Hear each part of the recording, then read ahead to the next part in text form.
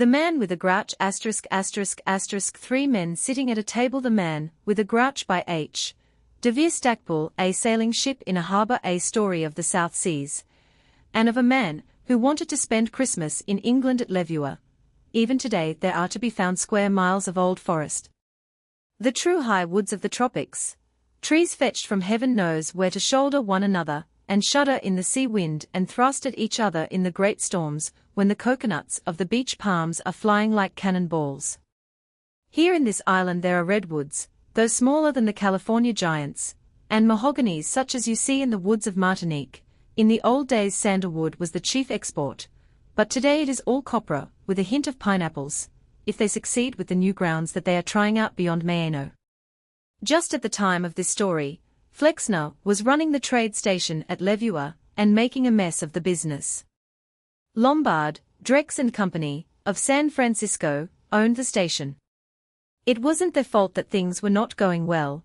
It wasn't the fault of the market, for prices were ruling high. It wasn't the fault of the trees that were bearing well. And it seemingly wasn't the fault of Flexner, for he didn't drink to excess, and he was by all accounts and seeming a straight man and honest as day. Old Reuben Lombard, puzzling over this matter, came to Levure to investigate matters for himself.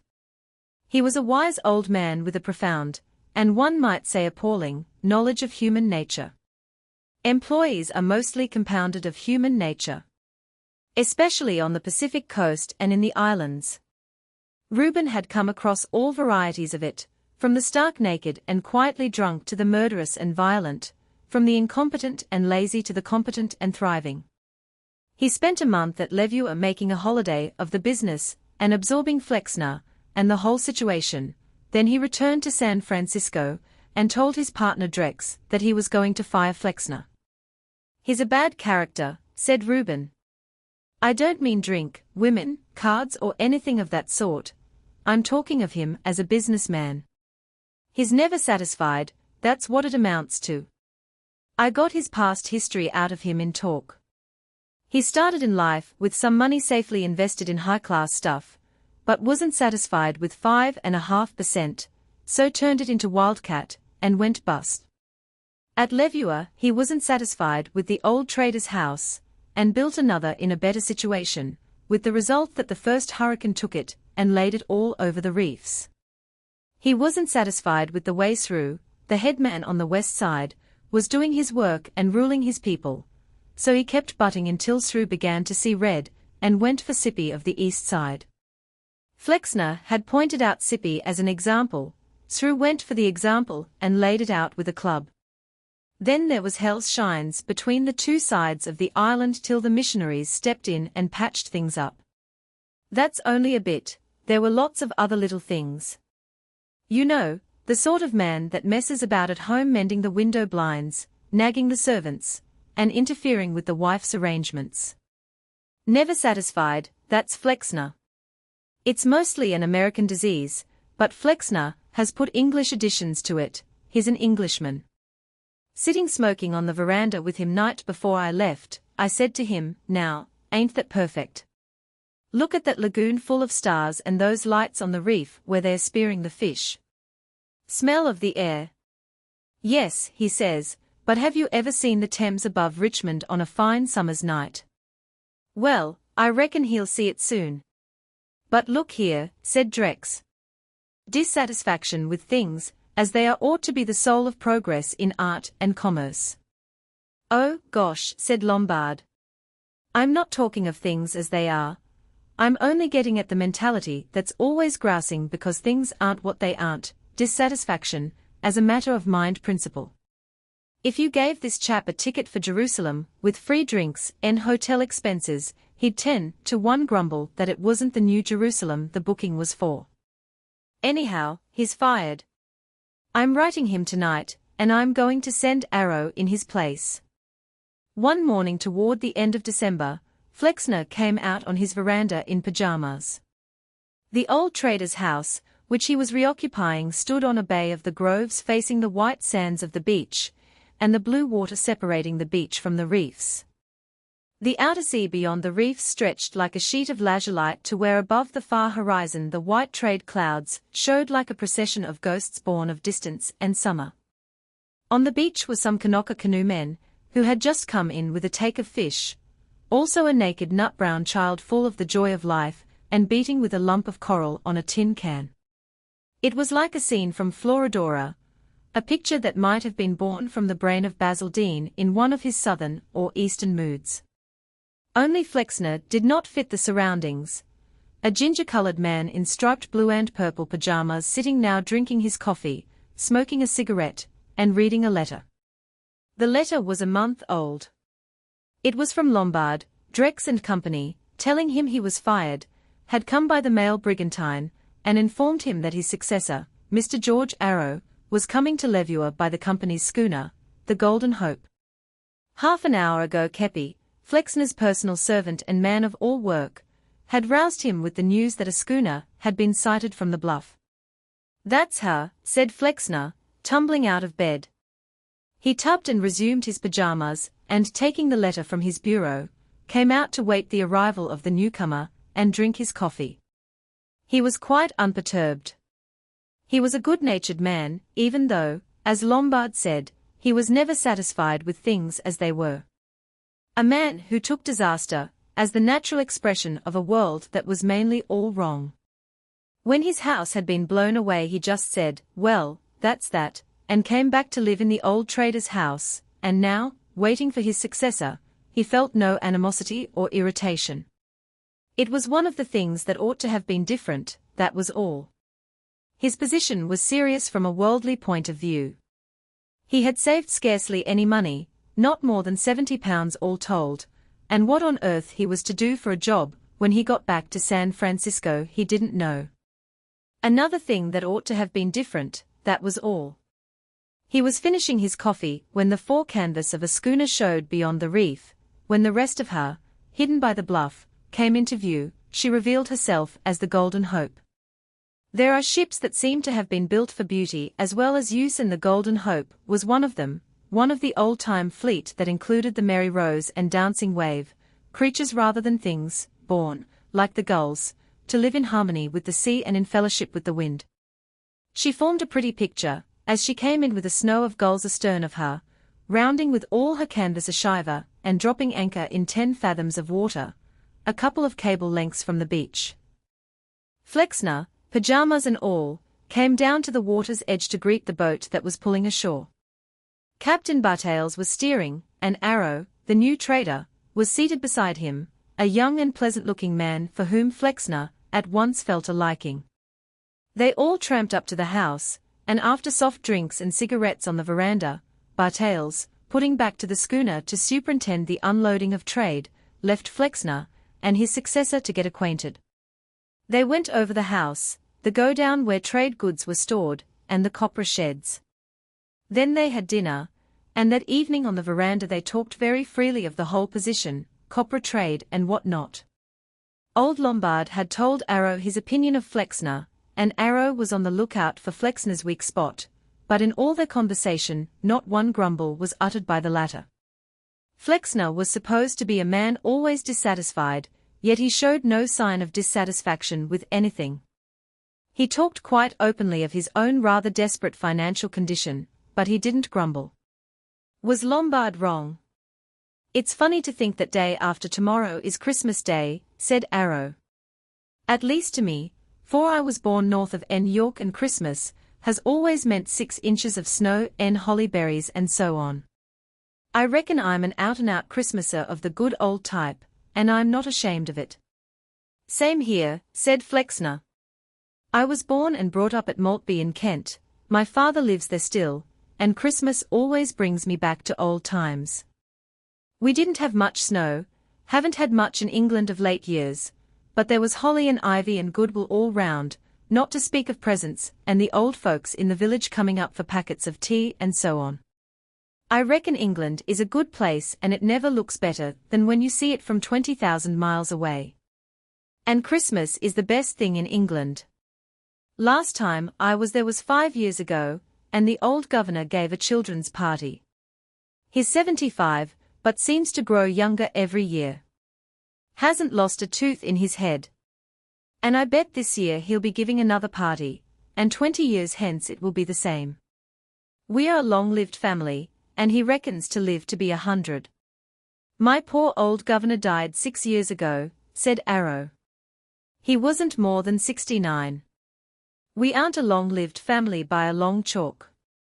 I'm the only one left, and it's a pretty lonesome world when it gets to that. Well, cheer up, said Flexner, and produced a bottle of whiskey. Yes, decidedly old Lombard must have been wrong. In the tropics, and especially among the islands, fortune plays strange tricks with men, and often in short time. 15 minutes and a sufficient hurricane will lay down a plantation of 30,000 trees worth anything from 1,500 to 3,000 a year, according to the price of copra. Or, in the old days, a shift of the helm at sight of a distant atoll might have landed you in an uncharted pearl lagoon. While Flexner slept tonight the sleep of the just in his blue and purple striped pajamas, Fate, landing at Levua, and putting on the crown of fortune, turned up her sleeves. She had fixed on Flexner as her man, and she was going to do the thing royally, and with gorgeous settings in 2 acts. And, getting toward 3 in the morning, with the stage lit up by a gorgeous moon, up went the curtain to a sound like the clamor of seagulls on the beach. Flexner sprang from his bed, and ran out on the veranda. Arrow came after him. The beach was alive with Kanakas running about and shouting and pointing to the inshore waters beyond the schooner, where, monstrous in the light of the moon, a great black bulk was dashing through the water, flinging huge arms to the air like a drowning giant, or a crash. The foam shot fathoms high and the woods echoed to the concussion. Cachalot, cried Flexner. Cachalot fighting a squid. Gosh! Look at them. The sight was phenomenal, for the cachalot was in a flurry. Now the cachalot is fond of grazing on the great squid. Sometimes he lugs one up to the surface and you see something that looks like a fight, the 60-foot tentacles of the squid thrashing about with tremendous sound and fury, but the cachalot is not fighting. He is just eating, quietly chewing like a cow and quite regardless of the emotions of the chewed. But this thing was different. Something was wrong with the dinner. Either it had turned out poisonous in some way, or the great beak of the squid had managed to get home somehow in an unpleasant manner. Driving through the water like a torpedo boat, the cachalot made a 1/4 of a mile toward the west, sank, rose, sprang, crashed in a smother of foam, and came racing back, close to the beach now, the great arms of the squid moving hilariously and the Kanakas cheering on the runner. They'll foul the schooner. They'll foul the schooner, cried Arrow. Look! They are making straight for it. No, said Flexner, there's a sunk reef in the way. They are too close inshore. It runs out for 200 yards, and there's no more than 10 feet of water on it. They'll beach, done it. There was more than 10 feet of water on the reef, for it was high tide. All the same, the reef did the business. For a moment the great bulk of the whale seemed to roll on it in a storm of foam, next it was free and making a way for the reef opening and a life on the ocean wave. The gallery gods on the beach hooted, howled and whistled, prematurely, for the first act was not over. Look, said Arrow. What's that? Something showed on the water this side of the reef, something like a half-deflated balloon. It was the squid. The tentacles were no longer thrashing the air, they were submerged and otherwise engaged. But the form was not idly drifting, it was moving here and there with a steady trend toward the shore, so close now that 2 great luminous discs in it showed, discs paling and glowing like lamps now fully lit, now fading. They were the eyes. What on earth is the matter with it? Asked Arrow, a chill at his heart. Tiger sharks, said Flexner. They are driving it ashore and eating it. The Kanakas, drawn back a bit, were dead silent in full enjoyment of the spectacle. Just as you may see a bit of bread pushed about on the surface of the water by struggling fish, so the great form of the squid was driven here and there. It vanished to bob up again like a wet balloon, but now only one luminous disc showed, the other was gone. Then it slowly submerged to appear no more, but the water was troubled by the struggle still going on, and the little waves breaking on the salt white sands left a stain dark as ink. Flexner and his companion turned back to the house. "Do you often have that sort of thing here?" said Arrow after he had asked for and received a tot of whiskey. "I have never seen a cachalot in the lagoon waters before," said Flexner. "The boys often catch big squids, but nothing to compare with that one." "Interesting, wasn't it?" Arrow went back to his couch for another couple of hours' sleep, risking nightmare. The cheeriness of Flexner over this 3 o'clock in the morning interruption of an honest and decent man's sleep crowned everything. Interesting, wasn't it? Decidedly, old Lombard had mismeasured his man. Arrow did not know that Flexner's main intellectual support at Levueur had been nature study. Not a scientific naturalist, he was still one of those men, and there are many of them, to whom wildlife makes an intense appeal, and though the Thames above Richmond on a fine summer's evening might hold more attraction for him than a starshot lagoon, the land of colored coral and the perfumed wilderness of the woods had saved him time and again from the ennui that leads to drink. Fortune, who often uses men's better qualities just as fate often uses their worse, depended on this fact in staging the second act of that little play which might have been entitled, "How Good Luck Came to Christopher Flexner." The curtain rose again on the veranda of the old trader's house with Flexner and Arrow sitting at breakfast. The inshore waters, emerald deepening into blue, showed no trace of the tragedy of a few hours ago, of the squid that was being digested by half a dozen tiger sharks, or the cachalot safely escaped into the violet ocean beyond the purple reefs. The schooner, swinging bow to the shore, made a ripple marking the outgoing tide, and on her deck was the burly form of Captain Bartels, busy superintending the unloading of some boxes. "Cap said he'd be ready to start tomorrow," said Flexner. "Looks like it, the trade stuff will be loaded today, and it won't take more than a couple of hours to get the water on board." "Christmas Day tomorrow," said Arrow, "but that won't hold him. Anyhow, I have time to write the couple of letters I want taken back to be posted at San Francisco. I forget whether you said you were going east from Frisco, or sticking on the Pacific coast." "I haven't decided yet," said Flexner, "it just depends how things turn out." Poor devil, thought Arrow. He did not pursue the subject of Flexner's immediate future, and indeed he had business enough of his own to talk of, for in taking up, or dropping a trade station, there are 100 little things to be discussed. So that it was getting on for 10, and the sun of a perfect morning high above the bluff before they had finished. Leaving the new trader to go over the accounts and make himself familiar with the store book and papers, Flexner came down to the water's edge, where the station boat was lying beside some beached canoes. She was a white-painted, Carvel-built 12-footer. He had often taken her out for fishing, and there was still in the bows a tub of line, also the grains he had used the other day, when he had gone after a school of small rays that had come into the shore waters. Helped by one of the Kanakas, he got her half afloat, stepped in, and pushed out alone. He wanted to look at Levueur from the sea for the last time.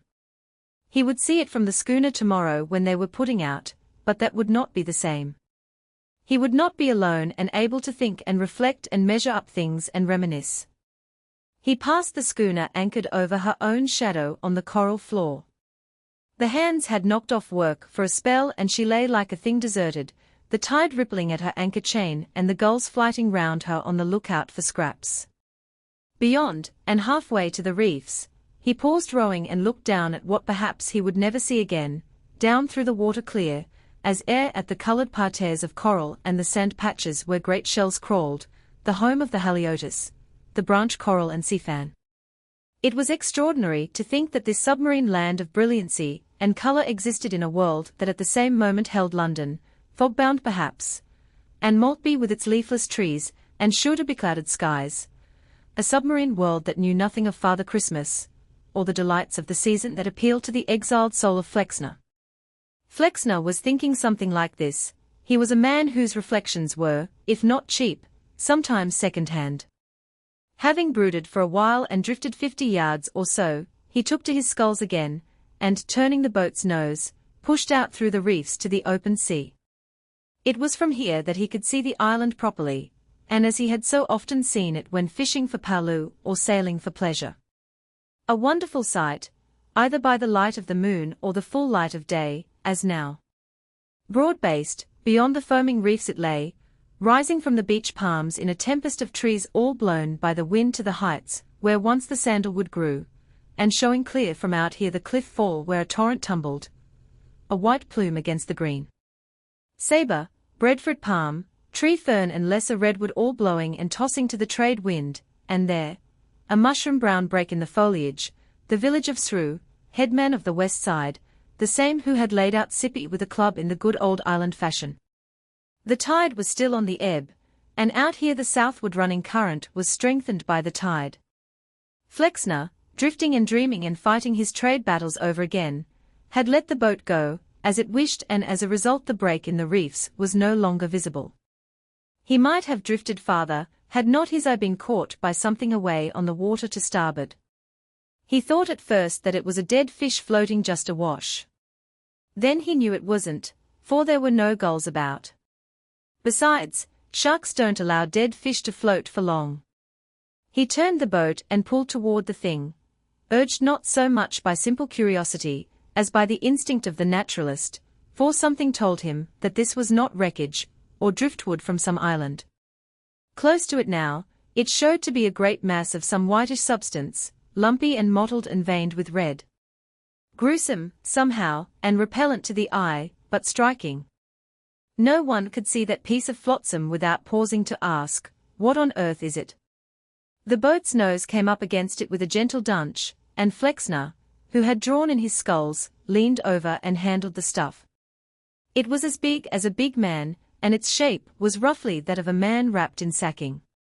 The end he had hold of was rounded like a head, there was a neck, then the mass swelled to the form of shoulders and tapered gently to the other extremity. Just as a potato or flint takes a human or other form, so had this thing obeyed the law which rules over the world of freaks. He tried its weight and found that, though he could raise the head a bit from the water, it would be impossible to get the thing on board. He desisted, and kneeling on the grating in the bow, wiped the sweat from his forehead. His lips had gone dry as pumice stone, and his heart was now cleaving to his ribs like a bat to a wall, and now fluttering, bat-like, before making another cleave. He thought for a moment he would die, for the smashing news had come to him from the void that he had struck ambergris. What settled the business was a thing like a tiger's claw sticking on the mass. It was one of the hooks from the suckers of a great squid's immense and powerful tentacles. He had never seen ambergris before, but he knew it by description, and now as his heart recovered itself and he could think before taking action, he saw clearly that this was no chance business, but had to do with the drama of the night before. The cachalot, evidently wounded either by the squid or the reef, had got clear and made north, swimming against the Kuro-Shiwo. Up north it had spat out the ambergris, which had floated down on the current. A mathematician might have told from the flow of the current and the speed of the cachalot in its flight exactly where the stuff had been voided, but this was a matter of indifference to Flexner. He had to salvage the stuff. How? He had heard enough from Pacific men's talk to know that it was worth many thousands of pounds. The breaking away of any part of it would be a heavy loss. He had the grains and a bucket half full of line. The grains were useless. It was impossible to tell the result of digging a fish spear into that mass of stuff. It might mean cleavage. Difficult enough to deal with as it was, it would be impossible to salvage it altogether if it were in two parts. He brought the line from the bow to the stern, fastened a bight round the neck of the thing and the line to the afterthwart, then he tested the pull, took the sculls, and started. He was south of the island a good way. The Kuro-Shiwo had carried him along with it, and the tremendous question arose as to how he would be able to make enough way against it with the heavy tow.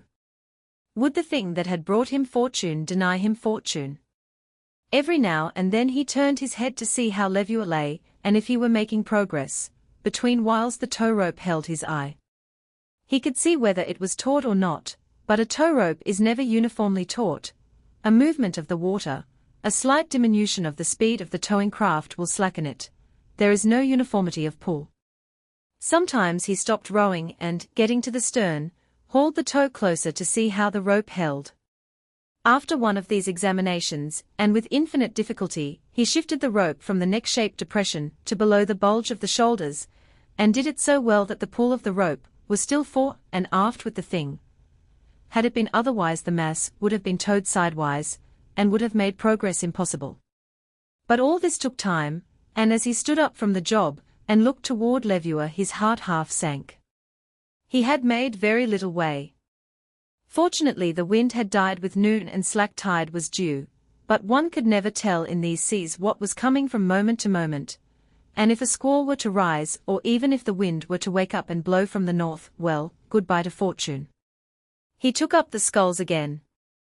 A burgomaster gull passed him with a cry that cut his nerves like a steel whip, and now from the sea to starboard, pop pop pop, breaking from the water in one particular spot, as if fired from a machine gun, came silver arrowheads, flying fish with black, staring, sightless eyes, flittering into the water to starboard and right athwart the course of the boat. If some great fish were following them close to the surface, and were to foul the ambergris, he drove the thought away and pulled. Yes, he was making way. The change from slack had occurred and the tide was now running into the lagoon of Levuer. An hour later he was inside the reefs. The fellows on board the Golden Hope were getting the last of the trade stuff and provisions over into the boat alongside, and Bartels, superintending the business, came to the rail as Flexner drew alongside. "Hello," cried Bartels. "What are you towing?" "Shy us a rope," said Flexner. He brought the boat alongside just aft of the provision boat, which was loading from the fore hatch. Bartels, leaning on the rail, looked over down at the stuff that was now lifting to the swell of the incoming tide and duddling against the boat side. "Ambergris," said Flexner. "Gosh almighty," said Bartels. He had been in the whaling business, and could measure the full size of the business at a glance. Bartels was a friend of Flexner's, liked him, and regretted his having been fired. Bartels had his own opinion of old Lombard, who, according to Bartels, would skin the devil and sell the hoofs for glue, if he could get the chance. "A moment," said Bartels. "You ain't in the company's employ no longer. Was your discharge dating from when?" "From yesterday, when Mr. Arrow took over," replied Flexner, vaguely wondering but somehow guessing what the other was driving at. "But it's on the contract you are to get a free passage home if so be you want it." "Yes." "You found that stuff outside the 3-mile limit," went on the captain, "for I was watching you. Consequentially it's yours." "Yes." "Well, we are open to take cargo for private owners, that's my instructions. You, being no longer in the company's employ, come to me asking me to take your stuff to Frisco at ordinary freight rates, is that your meaning?" "Yes," said Flexner. Here was a man thinking of his interests and safeguarding him from the rapacity of the company, so that there would be no bother at all about landing and disposing of his treasure. It is good to have a friend like that. He wanted to speak, but words failed him, and indeed Bartels gave him no time. The captain, with a pull of his whiskers and another glance at the floating grey mass, turned to Jarvis, the mate. "Rig a tackle and get that stuff on board for Mr. Flexner," he said. An hour later in the cabin, he said, "I'm a judge of weights, and that stuff weighs all 200 pounds and a bit more, and ambergris is worth $25 an ounce in the market. That's 5 pounds of your money. You can add it up, it's a tidy fortune. Well, here's luck and chin-chin." That night on the veranda of the old trader's house Flexner and Arrow sat smoking and talking. Flexner would sleep ashore that night, as the Golden Hope was not due to start till noon. In the few tremendous hours since morning Flexner had been changed from a man without prospects to a man of substance, and he had risen to the business and the enjoyment of it. The whiskey in the bottle on the cane table was several inches lower. Not that either man had exceeded, they were quite sober, and because of this, perhaps, it was that a reaction came in Flexner's mood. He fell suddenly silent and sad. He seemed contemplating something at a long distance from the old trader's house, Then he made a noise in his throat that meant recognition of a fact and disapproval of it. "What's wrong with you now?" asked Arrow, pausing in the act of pouring himself out some more whiskey. "Nothing," said Flexner, "only I was thinking that all the ambergris in the world wouldn't get me home for Christmas Day." He spoke with an edge to his voice, an edge that indicated a distinct grouch. "My God," said Arrow to himself, putting down the bottle. Old Lombard was right. He went into the house to fetch his tobacco pouch. A cane chair got in his way and he kicked it viciously. He felt like that. Transcriber's note: this story appeared in the 2nd January number, 1929 issue of the Popular magazine.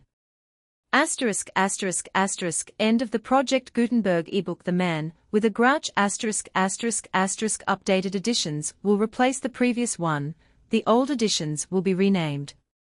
Creating the works from print editions not protected by U.S. copyright law means that no one owns a United States copyright in these works. So the Foundation, and you, can copy and distribute it in the United States without permission, and without paying copyright royalties. Special rules, set forth in the general terms of use part of this license, apply to copying and distributing Project Gutenberg electronic works, to protect the Project Gutenberg concept and trademark.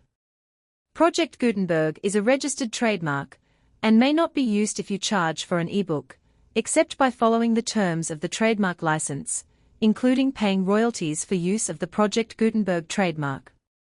If you do not charge anything for copies of this ebook, complying with the trademark license is very easy.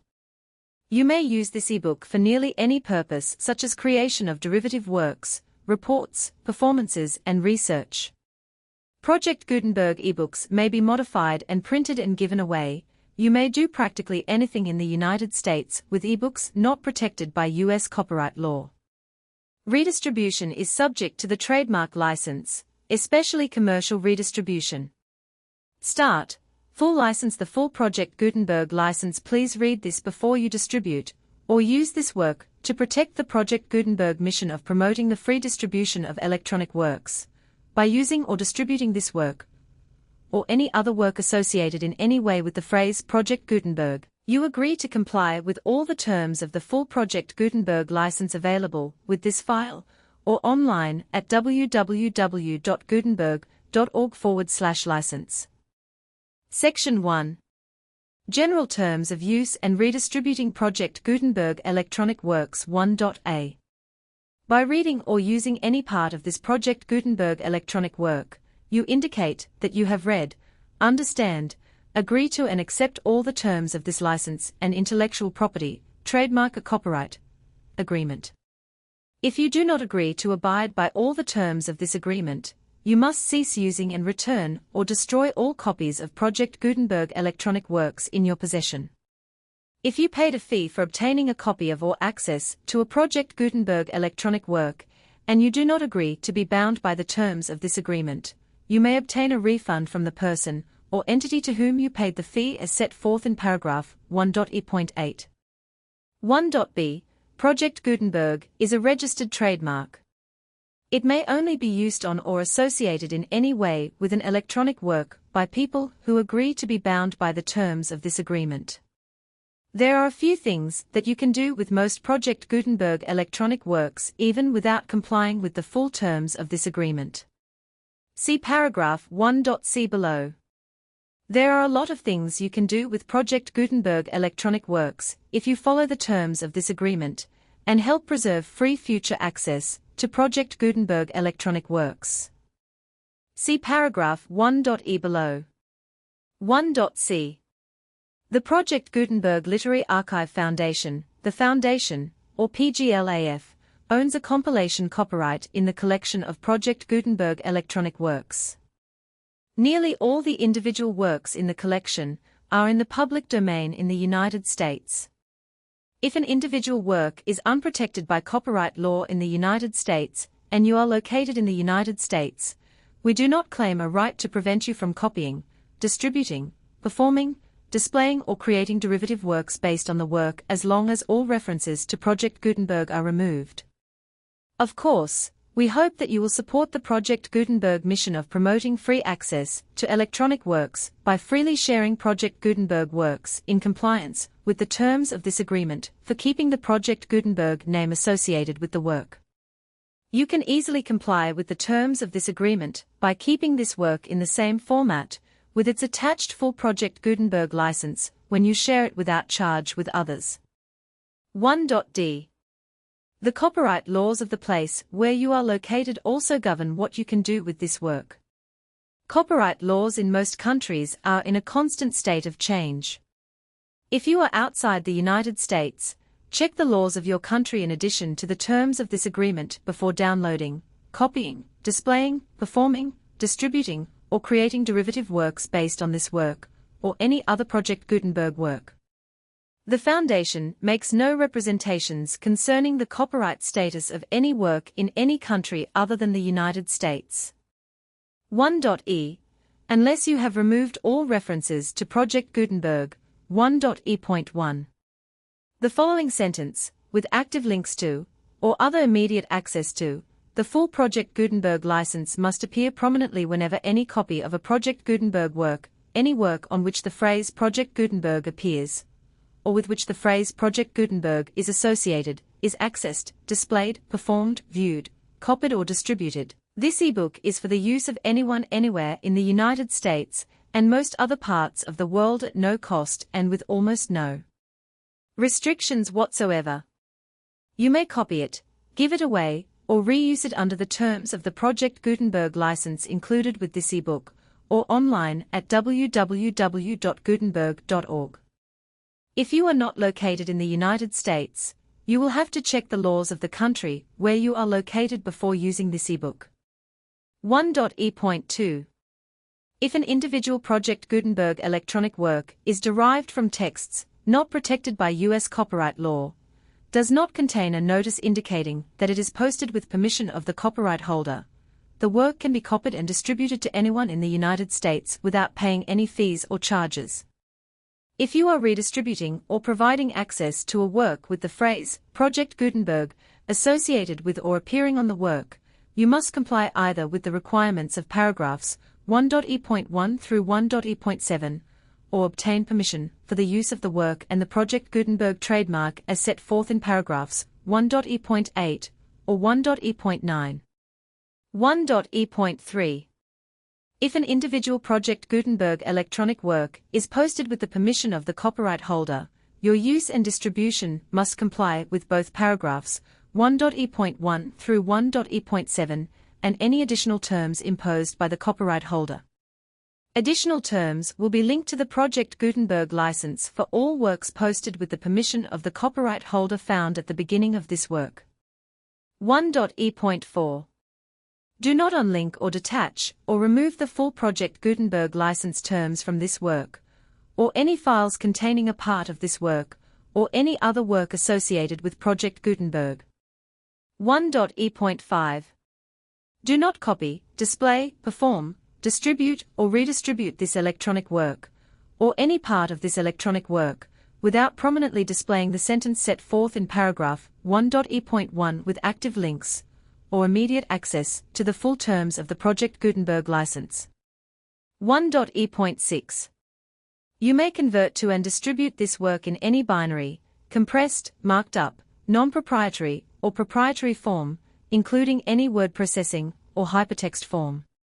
However, if you provide access to or distribute copies of a Project Gutenberg work in a format other than plain vanilla ASCII, or other format used in the official version posted on the official Project Gutenberg website at www.gutenberg.org, you must, at no additional cost, fee or expense to the user, provide a copy, a means of exporting a copy, or a means of obtaining a copy upon request, of the work in its original plain vanilla ASCII, or other form. Any alternate format must include the full Project Gutenberg license, as specified in paragraph 1.e.1. 1.e.7.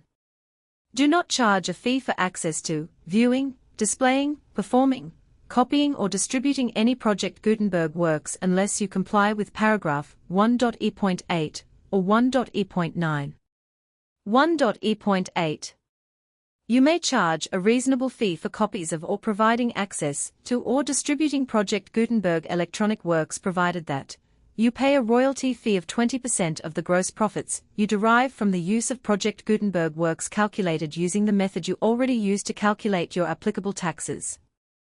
The fee is owed to the owner of the Project Gutenberg trademark, but he has agreed to donate royalties under this paragraph to the Project Gutenberg Literary Archive Foundation. Royalty payments must be paid within 60 days following each date on which you prepare, or are legally required to prepare, your periodic tax returns. Royalty payments should be clearly marked as such and sent to the Project Gutenberg Literary Archive Foundation at the address specified in Section 4, Information about Donations to the Project Gutenberg Literary Archive Foundation.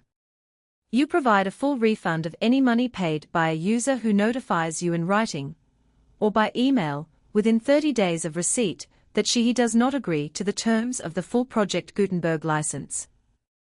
You must require such a user to return or destroy all copies of the works possessed in a physical medium and discontinue all use of and all access to other copies of Project Gutenberg works. You provide, in accordance with paragraph 1.f.3, a full refund of any money paid for a work or a replacement copy, if a defect in the electronic work is discovered and reported to you within 90 days of receipt of the work.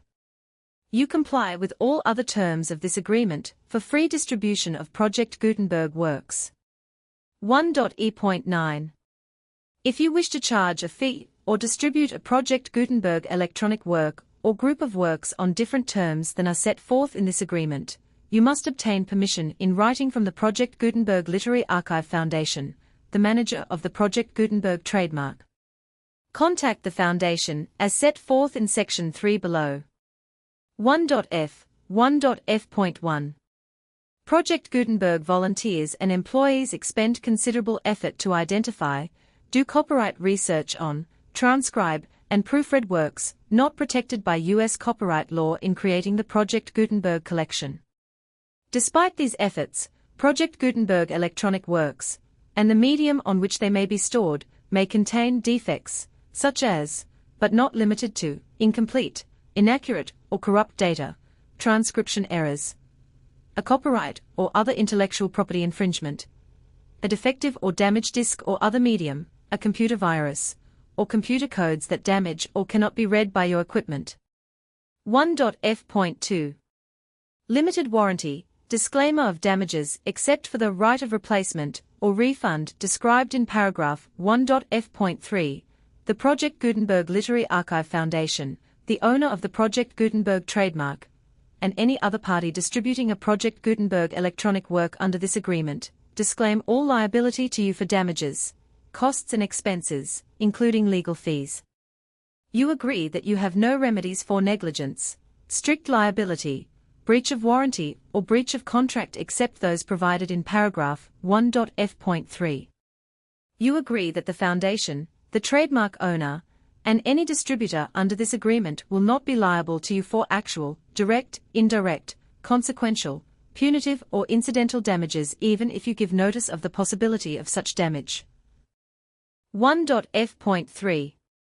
Limited right of replacement or refund. If you discover a defect in this electronic work within 90 days of receiving it, you can receive a refund of the money, if any, you paid for it by sending a written explanation to the person you received the work from. If you received the work on a physical medium, you must return the medium with your written explanation. The person or entity that provided you with the defective work may elect to provide a replacement copy in lieu of a refund.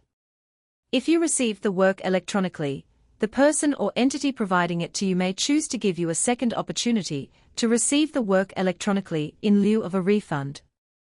If the second copy is also defective, you may demand a refund in writing without further opportunities to fix the problem. 1.f.4.